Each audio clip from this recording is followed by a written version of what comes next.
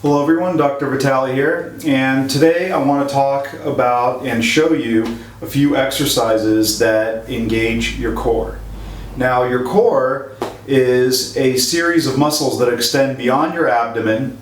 They're the deep muscles of the abdomen, they're the deep pelvic muscles, the bottom muscles, and certain part of the leg muscles that when engaged and when are strong really stabilizes the low back.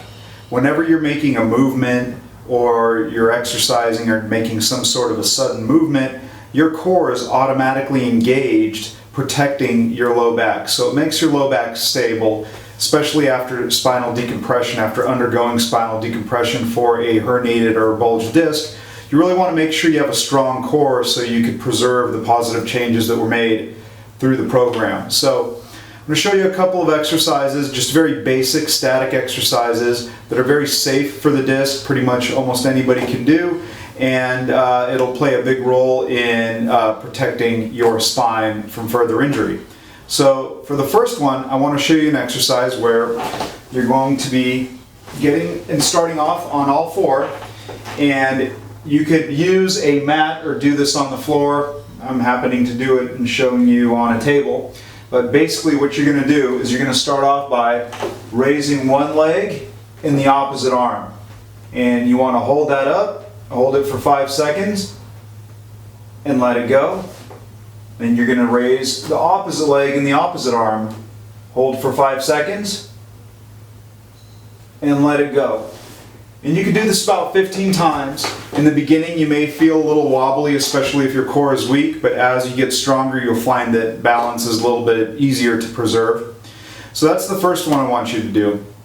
The second exercise is where you're going to be starting out on your back with your knees bent and feet up, and all you're going to do is simply raise your pelvis up and drop it down. Raise it up, hold for 3 seconds, drop it down. Up and down.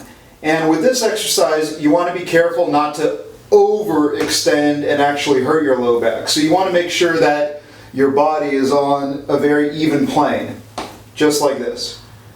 So you're going to do this one the same, 15 times. And for the next exercise, I want to show you what's called a plank. This can be a little bit more advanced, but it's a very good core strengthening exercise and move. So what you're going to do is you're going to start off on your elbows with your feet and elbows on the mat or on a table. And what you're going to do is simply raise your body off the table and hold. And you can start off by holding it for 5 seconds. And letting it go. Hold it. And this is more of a static exercise where this is the exercise. There's not a lot of movement. You're literally holding and engaging your core, making it work. So you could increase the time as you get stronger, but this is a very good exercise. And while I'm in this position, another good move for a disc bulge or a herniated disc is something called a McKenzie exercise.